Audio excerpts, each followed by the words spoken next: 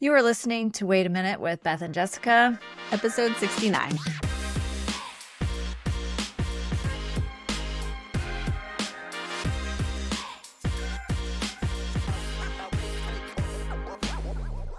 I'm Jessica Pearson, a certified life coach. And I'm Beth Barnett-Babel, integrative nutrition therapist. So we keep our eyes peeled for things in the media or in real life that come from diet culture or that perpetuate diet culture in some way. These are often the subtle ways in which it creeps in, which is why we are shining a light on it and sharing it with you. Yes. So we did some homework and we watched the new diet documentary on Netflix called You Are What You Eat, which I kept seeing it, in the top 10. And I was like, I don't want to watch this. Yeah, when you told me about it, I hadn't been logged into Netflix. And then when you told me about it, it was number 3 when I went to go find it and be like, oh, I'm going to watch this. It was number 3 on Sunday night. Yeah. But for whatever reason, I was like, you know what? I probably should watch this. Do you think they waited to release it on New Year's? When did it come out? I don't know if they waited or if it's just that more people are, so gung-ho in the new year to change their diet that they're attracted to this kind of content. But yeah, it's no mistake that it was at least this time of year that it came out. Every 6 months to a year, there's like the new doc that comes out about the way to eat. Right. So I think we've been seeing these. I mean, I feel like when we started culinary school, there were documentaries coming out, and that was 2011. Fork Over Knives and something else. Yeah, and so we've watched a lot of these already, and I'm always open to learning new things, but I'm not going to lie, I have some judgments where I'm like, what is going to be possibly presented to me that I don't already know? I've missed several because I'm like, I'm good. Which is not the best way to be, I admit. Like, I want to be open-minded and I want to be able to learn new things or change my mind if need be, right? Right. Spoiler alerts, of course. We're going to talk about this show. So if you guys don't want to know anything, I would go watch it and then come back. But if you want to hear it, you can still watch it. We're not going to tell you everything. Yes. So yeah, this particular documentary, the main guy is Christopher Gardner. He's the nutrition scientist at Stanford, which sounds very like... Sounds legit to me. Yeah, it sounds legit, right? Stanford, great school, And so, yeah, he did this study with 21 sets of twins, but only 4 were in the show. And so 8 people were either assigned. So one twin would be on an omnivore diet and one twin was assigned a plant-based diet. So it was supposed to be for the first month they were fed. Because, sometimes you just don't know. They want to control. Because that's the thing is like you try to get people to do these things. And if you don't provide all the meals, it's very much a guessing game because we are notoriously terrible at under and overestimating what we ate. And even doing a recall is dicey at best. Yeah, so they fed them for the first 4 weeks and then they were on their own. But I did notice that these people were capable. They were already people that were cooking a lot for themselves. Some were already chefs, so it seems like they did choose people that they knew could execute that last 4 weeks. And then I noticed that they were eating their trifecta meals, right? So trifecta is a company that anyone of us can go online and order and it will tell you like, hey, get the high protein or get the vegan or get the whatever. And so I'm actually not sure which one they ordered for the omnivore. Did they cover that? No, it just said that it was going to be a healthy omnivore diet. I'm not sure which one it is. I used to get trifecta ads out the wazoo. So and I'm guessing we're going to get them again. No, it starts again. Yeah, I wonder if this was a partnership with Trifecta because surely people might be trying them after seeing this documentary. Oh, maybe. I will say the 4 sets of twins that they showcased in the video that they followed for the show itself, they were of varying ages.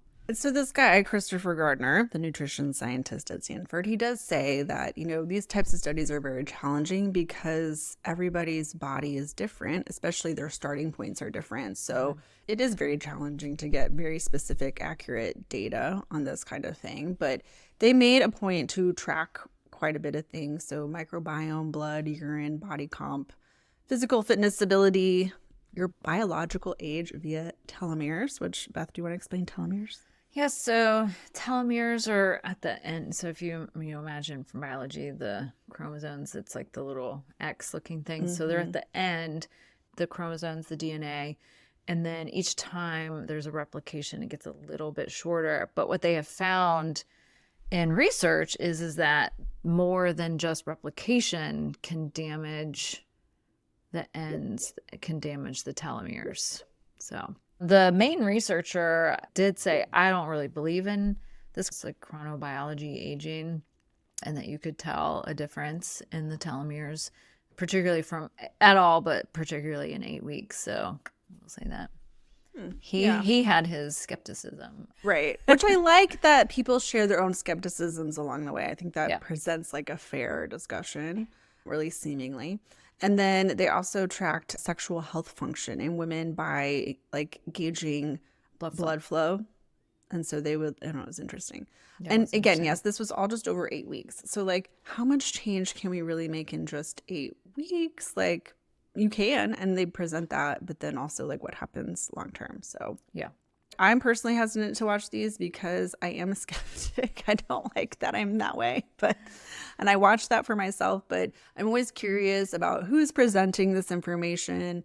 What is the data collected? How is it collected? And then also versus what is actually presented, because they may collect a lot of data and then they may only present some like the parts that they want to present. There's nobody holding them to that standard. And it's usually by people who are already have skin in the game, maybe on one side or another. So it's always a little bit skewed or biased. And I mean, I'll admit, like, I wasn't totally sure at first where this was going, but I had my suspicions that it was definitely pushing plant-based and vegan stuff, just because there was more content that went along with that.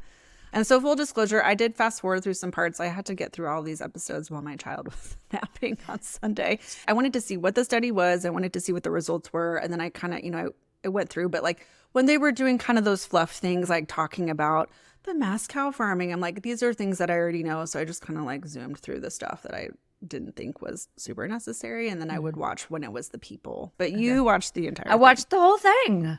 Yeah, it was the end of our weekend, and so I binged the whole thing, no fast forwarding. I didn't know going into it, so I didn't outright assume veganism propaganda, because usually in these documentaries on Netflix, it's pretty obvious right away. I mean, obviously I knew there was going to be something, but I came in with like nothing. So, but very similar things that they did in this study, like how they set this up. They've already done these. They've done research like this. A lot of times it is done in animals, but they'll compare all these different diets. And so these are done in the research already. Why they wanted to do it again and televise, who knows? for TV. For TV, they got some things. So they got exposed. Who knows? But it doesn't matter. The study happened very similarly to how the study was going to happen. In the show, they took the chefs to the UK, to the fish market to learn about farmed fish and fresh fish and all of that stuff. And so, like that would never, ever, ever happen in a research study. And they took the two of the guys who were cheese people and they met with the plant-based cheese. So there was like some additional stuff to like get the products in there, and those things wouldn't happen in a research study, but the other aspects of the blood, the stool, urine, the VO2 max, the DEXA scan, like all of that, and compare diets, they do all that in regular studies, and the research is all out there, can be found. You just got to decide what you want to pick for, and then you get to make your own decision, because you can cherry pick all the research on diets at this point. And it's also up for debate, like what even really matters. So like if someone's cholesterol is a little elevated, like what type of cholesterol, and like is their blood affected? So it's like, I don't know, is this really, if it's not extraordinarily elevated and actually affecting your health, like we're kind of like, well, I don't know, maybe it's not. I do wish, I mean, that's when they did the DEXA scan, I've had that same test done. I posted it on Instagram. They talk about the visceral fat, and so they tell you about that, that fat that's in and around your organs versus the other fat. So that is helpful. Which we know for sure is not good. Yeah, it's not good. So I wish they had done the expanded cholesterol panels, where it was, is the LDL big or small? Did that change? Did their LDL type changed? Do they have other markers of heart activity like PLA2? So there were some other things that I wish, but they did, test like glucose and insulin and all stuff, but they didn't say that they did the expanded cholesterol panels. Who knows what they actually did in real life there. So yeah, again, like what was actually taken versus presented, we'll never know. But as you watched, you started to notice that it was getting very pro-vegan. yeah. And like you said, you're like, I think you wrote a note about it is good to share this information of where our meat and fish come from and how they're raised and how they're fed and how that affects us. But like I did notice the guys that were eating eggs, like they weren't buying pastured eggs. They just bought regular eggs, at least in the beginning. So I don't know. Yeah, the only ones that said that they paid attention to that was one of the twins, the gals from South Africa. She said that she was mindful about where she gets her eggs from. I feel like to make it equal, they should highlight like, oh, well, you could go to the farmer's market or you could find this particular farm. Like this company does do better practices and has a higher quality product. Like, well, they did mention that one rancher who has the regenerative farm. I don't know if you fast forwarded through him, but there was a regenerative farm rancher in Texas. And so that was good. It's basically grass fed, but you're working very hard to make sure that you are supporting the actual soil of your ranch. So you're not just like you're not depleting one part of your ranch. So yeah, we want to bring more to light about all of the things going on because I think it is important to vote with your dollars and know where your food is coming from and what you're buying. So we totally agree with that. Yes. It was not as fear-mongering as a lot of other pro-vegan docs that I've seen in the past, but I was still a little suspicious about, how the results were going to be presented at the end. Yeah, so that's why I wanted to talk about it here because I think it was very convincing and I've already seen people on my feed like going vegan. So we're not like anti-vegan either. Just want to, put that out there, but I don't know, personally, just like from what I've seen, I don't think you have to go vegan to experience the benefits that we've seen in this documentary. No, I mean, I agree. I will say what they did show in episode like 3 or 4 with the trifecta meals that they did is that they did want the omnivore to be a balanced diet. They didn't want it to just be, well, we're just going to let them eat whatever. Their current omnivore diet. It was like, what would a healthy, balanced omnivore diet look like that was pre-done for them to meet these certain criteria versus the vegan? No, I loved that because I think it's frustrating when people are like, go vegan, and then they take someone who's going straight from standard American diet, which if y'all don't know what that is, it's just basically eating mostly highly processed foods and, higher consumption of processed carbohydrates and sugars and all that kind of fun stuff. So when you take somebody on a standard American diet and then you put them on anything that's better, you're going to see improvement. So I did like that they at least tried to level the playing field a lot. Yes, because it seemed like for most of them, it was going to up-level their nutrition to some degree. Yeah. Like, what was that documentary? Was it Forks Over Knives? Or where they took the truckers and put them on juice? And I was like, well, yeah, if you're on a trucker's lifestyle and then you just start green juicing, like, that's a big difference. Yeah. And like, if you don't see benefits, I would be shocked, So I just feel like those kind of documentaries are really frustrating because then everybody's like, we all got to drink green juice. And you're like, well, yeah, that's a good addition. You don't have to be on a 100% juicing lifestyle to experience benefits from it. Absolutely. I think one thing that I just noticed was like the vegans didn't necessarily win every challenge. Like there were some pros and cons on both sides from what I noticed. And the DEXA scans showed some interesting findings on both sides, like not surprising. And one of them was maybe muscle loss from the vegans or slight fat gain on the omnivores, but I'm not sure if the benefits were necessarily. Well, I mean, another thing to think about is that it was 8 weeks. That is short. Very short, yes. In the scheme of things. You can move blood biomarkers a lot faster in 8 weeks than you can things like body fat and muscle mass. Those things do take time, which is why people get so frustrated with fitness is they're like, but I wanted muscles yesterday. I just started lifting weights. And you're just like, that's not how it works. So Yeah. there was some muscle loss in some of the women, but was not seen on those two young participants, the Hmm. youngest twin couple. Which that guy, by the way, he said it took him like 3 years to get to the like His base of where they started. Yeah. like he described himself as, scrawny or thin, and then he had been building muscle over the last 3 years before he Yeah. started this, right? So it Right. took him 3 years. Yeah, so it took him a while, and so he did not actually, the vegan in that group, in that twin study where they were already very in shape, he did actually put on an additional 2 pounds of muscle, but he was very focused on that because that was already his goal.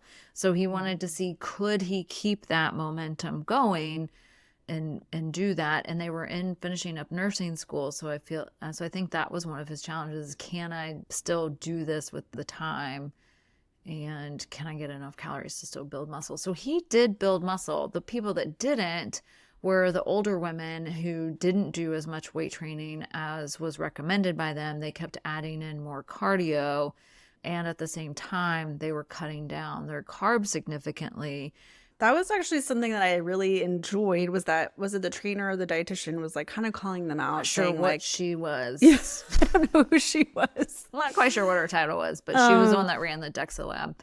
But it was interesting because she was like, it really is important to fuel your body, especially when you're eating vegan, because some of this stuff, she did say like some was less nutrient dense, but I feel like there's still a lot of nutrient dense foods in vegan lifestyle. So it just depends. But, like the woman had said, she got a little fearful of it being so high carb. And so she had cut her carbs. And, Yeah. they were like, this is where diet culture comes into play, as we have these old beliefs about how carbs affect us. And this isn't Oh, really that the was a case. trainer that said Oh, that she was the part. trainer? The one that Yeah. said about diet culture and carbs was one of the trainers. Yeah. Yeah.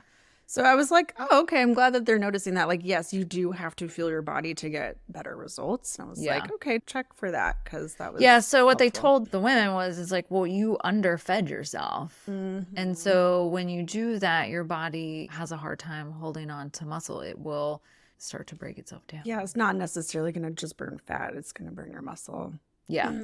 Yeah, that's part of the tricky part in all people is, can you do some of the weight maintenance, whether you have like, say you are bulking or not bulking, is like, can you lose, like, say you are a heavy weightlifter and you go through these bulking phases, right? So, and then you have lean down phases. And so can you preserve the bulk that you met while leaning down? Because it is challenging to maintain muscle mass when you're trying to lose body fat, because it's a challenge. Your body kind of tries to fight that process. And so it requires a fuel balance to be able to do that. So when people lose weight, sometimes they're not losing the fat that they want to be losing. They're losing muscle mass, water and muscle mass more than they expect. Yeah, which is why those scans are awesome, because your body composition is going to give you a lot more information. I mean, the visceral fat thing was very cool. I was like, how do I get that? Oh, is that a DEXA scan? Yeah, UT Lab does it. And then there's one, like a mobile one, that I keep seeing ads for that's here. Oh, yeah. Yeah. So I guess some other results that were presented that were not shocking was the LDL went down in vegans. Mm-hmm. Like, that's kind of a given if you're reducing a lot of your animal saturated fats, I guess.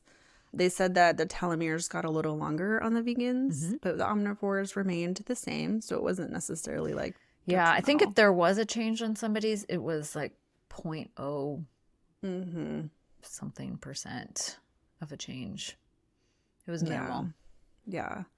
There was increased blood flow in the vegans, especially within that woman's sexual health study. That was very interesting. Which I guess is just curious, because then it's like, that obviously has something to do, not just blood flow, but maybe hormones. What do you think? Yeah, I think it could be both. I don't know. But I mean, when they talk about men, and so the reason why they only did the women for the study is they have lots of research on the men already, and they are now starting to do the research on the women finally. So, but like a lot of times what we talk about with erectile dysfunction in men is like, if you have that, it's an artery problem. So that's a blood flow problem. That's like blood flow artery problem. So it's a sign that there are other worse things going on. Right. But of course, our industry's like, just take Viagra. Take Viagra. It's fine. It'll be great. And women don't need that. They'll just figure it out. It'll be fine. Don't worry about it. So I guess my only curiosity here, and I get a little defensive when people come for meat, is like, yes, they were on kind of a healthier omnivore plan, but what if what if there was some hybrid where you're like, yes, I'm still eating an abundance of vegetables, like with some meat, like what would those results be like? Right. Yeah, because we don't know how much fiber was given to each group. Like they didn't say these people got this amount of plants and fiber, and then the vegans were getting this number of servings and this number of fiber, because that would be really good information. For sure. Which I was going to ask you about, in the beginning, there's that graphic where they talk about gut microbiome, which I feel like they didn't really talk about in the results. They did. They did? Okay. Well, they're talking about you have to have plant fiber in your gut so that your bacteria can have good food to eat and blah, blah, blah. But then they were like, and if you don't, it's essentially eating yourself. Yeah, the mucus layer. Yeah. So I wonder, like, I had this, like, totally non-clinical theory because I'm not a doctor or a dietitian. But I was like, is that why there's so many more people with, like, food allergies or celiac? Is it just because, like, we're not getting enough fiber? I think that is a good part of it, but it's not all of it, because, if 70% of our immune system is in our gut and our bacteria is a major influencer of that, but some of it is also the fact that we have very low other vitamins and minerals that are needed, but the fiber is a huge component of that. Yes, because of all of the signaling done from the short chain fatty acids, butyrate being the main one, but we have a few others that do that signaling. So a lot of it has to do with that. And then there's this other interesting thing that happens in that gut lining with the immune system is they show the little pictures of like all the cells, right? Well, what will happen is underneath that, so kind of in that blood flow layer, neurons will come in and kind of stick up and be like, what's going on? Kind of like, to the wind. Stick your finger out in the wind, see what the wind's doing. But the neurons will do that in the gut and kind of take a sample of what's happening. And so if the right things are not going on, that is also part of the immune milieu that's going on down there. So yes, a very low fiber diet is a huge component of what's going on. I don't know that celiac number rates have increased. I think the percentage of people with celiac is the same, but the number of people that are gluten intolerant is increasing. So as population increases, the celiac numbers are relatively stable with that. But what's changing is that gluten sensitivity, and that's it's like the quality of our gluten and then the lack of fiber in a diet. Correct. And how we process the bread, right? So it's no longer a natural sourdough. It's that quick fermentation process, and that quick fermentation process changes that gluten structure that we didn't have until the early 1900s. To me, that was all really great information. And I think that's probably very educational for a lot of people. And we're always pro eating more plants, for sure. Yeah.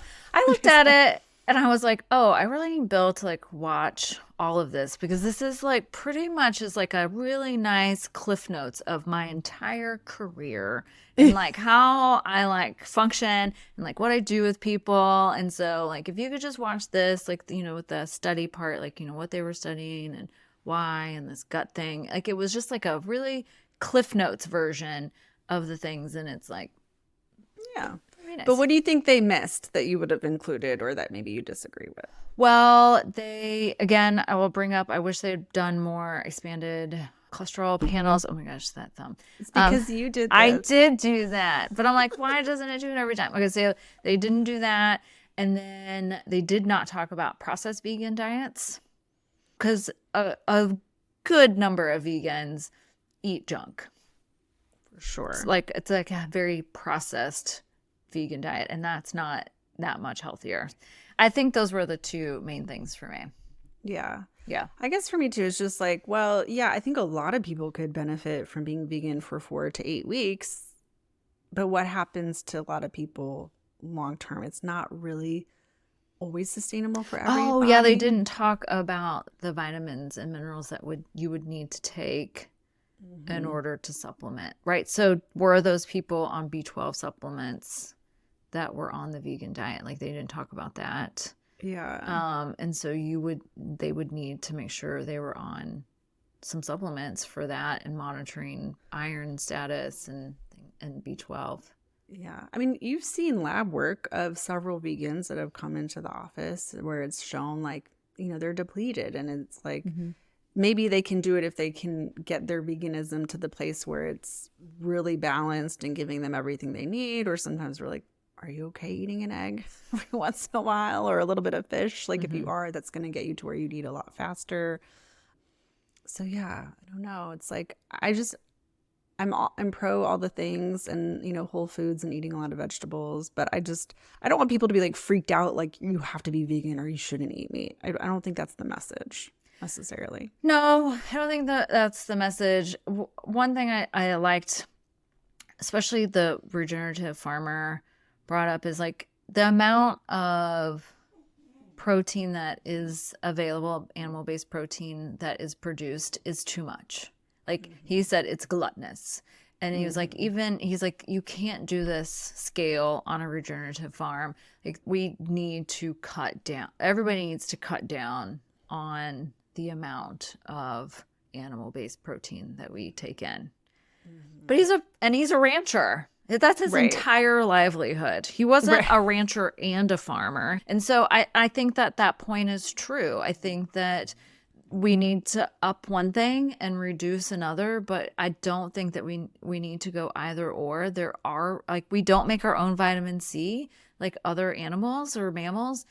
So where do we get that? We get that from fruits and vegetables. So we have to get these things. We need fiber, but we also can't get B12, and that's an animal-based product. And so it's like there is evidence in, if you look at our intestines, it is an omnivore intestine. So we can switch back and forth as needed and have all the things. Hmm. Not to bring everything back to Japan, but I feel like you experienced a little bit with the portion sizes, and like they're not giving you an 8-ounce piece of meat. Oh no. It's like two, right? Yeah, it was two to three at most. Yeah. Yeah. Did y'all ever go to a steakhouse in Japan?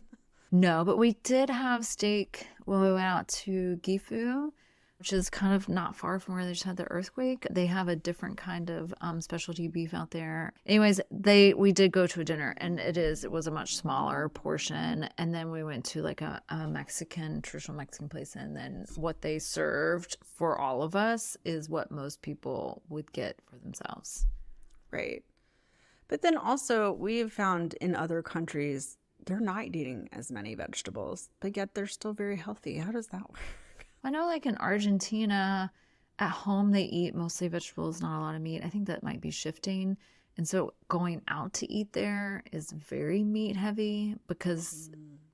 but it's because they're going out to eat to get that and they're not cooking that at home. And so then there's that balance. So I don't know, but Yeah, it might be there's just shifting. so many variables like lifestyle, genetics, environment, quality of food. It almost seems really hard to track It or to does. or to prove like this way is the way. This is exactly how we should all eat, Yes. I started to get confused for a moment. I was like, they did talk about that. It's not. It's because I also started reading Mark Hyman's Pagan book. Mm. And because I was curious about it since it came out, and I went to Half Price Books yesterday and got it.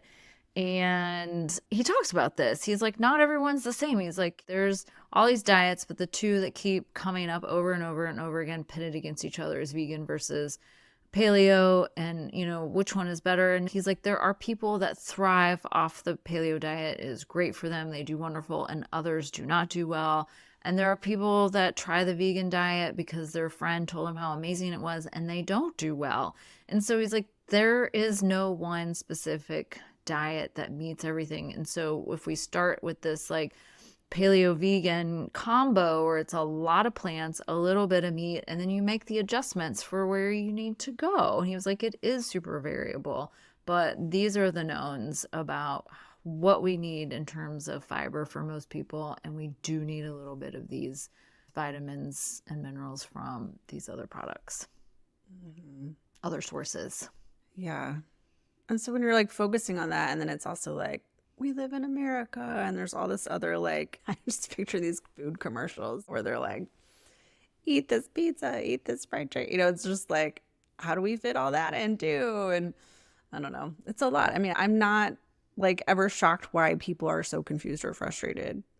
No, So never.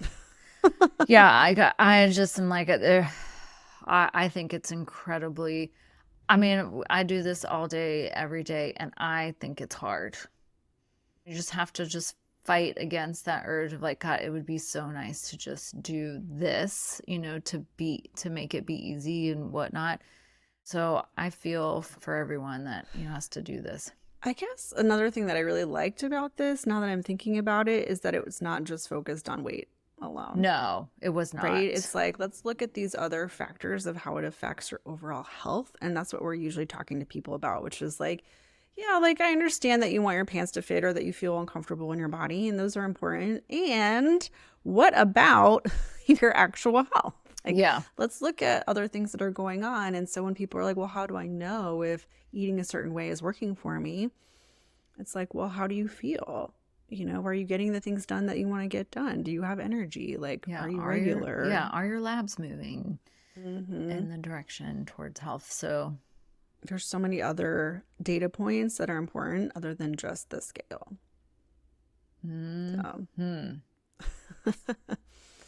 Yes. So yeah, we agree. We usually tell people eat 6 cups of vegetables a day. That's usually the goal. Do we do that every single day? No, but we eat. That's what I'm going for. It's what I go for. It's the goal. It's like the goal every day, right? You know, we say always be vegging. How can I add a vegetable for, you know, with something? Even if I'm not in the mood, I'm like, can I just eat like 1 carrot? Like, what can I get in there? You know, that's what Bill does. Just like he'll go in there in the fridge, just pull out a carrot and wash it and wrap it in, and like that's what he leaves the house with. I'm like, you're not gonna like peel that? Like, what's happening here? I will peel. I do not like carrot skin. Me neither, but I'm like, yeah, it tastes like dirt. And so, yeah. And sometimes I'm like, you know what? Like, vegetables are my medicine. I don't always expect them to be the most delicious thing on the plate. And that's kind of a challenge too, because it's like, well, yeah, this is just, I know I need to eat these to be healthy. And I like them when they taste good, but sometimes they don't to me, and that's okay too. Yeah, like what we have available for taste is so much better than what we had even 100 years ago, where it was basically some salt, some pepper, and then, I mean, unless you were in a country where it was like a spice-rich country, but if you were in middle America 100 years ago, holy Batman, your food was incredibly boring. So, yeah. So it can be tough because you're like, why would I want to eat vegetables when I can eat pizza? And to that, we're like, why not both? Yeah. People always ask, like, what? So we have like the 6 cups of veggies. What we're aiming for is like 50 grams of fiber a day from all sources, is like the optimal minimum. The guidelines are either 20 or 25 now. I think they Has were that gone up 20. or down? I think they were 20, now they're 25 because they're like, no, we really need that extra 5. But the average is 10 grams. So we're talking less than 2 servings of vegetables, maybe 1 serving of fruit. So I was like Googling, what does 50 grams of fiber look like? It's very reasonable. Yeah. And with AI these days, you could literally go onto ChatGPT and say, hey, what would a day of eating, like give me a menu that includes 50 grams of fiber and give me 10 days worth, and it will give it to you. Yeah, I have a meal plan product that I use for clients, and I always have that as my minimum in there. So I sure hope we gave you something new to think about today and helped you take one more step on your path to freeing yourself from diet culture. Please be sure to subscribe to this podcast and follow us on Instagram at path_nutrition. We would love to work with you in 2024. No matter where you are, we can meet you where you're at with options that work for you. So get started now by going to our website, pathnutrition.com, to learn more and get started. Bye, everyone.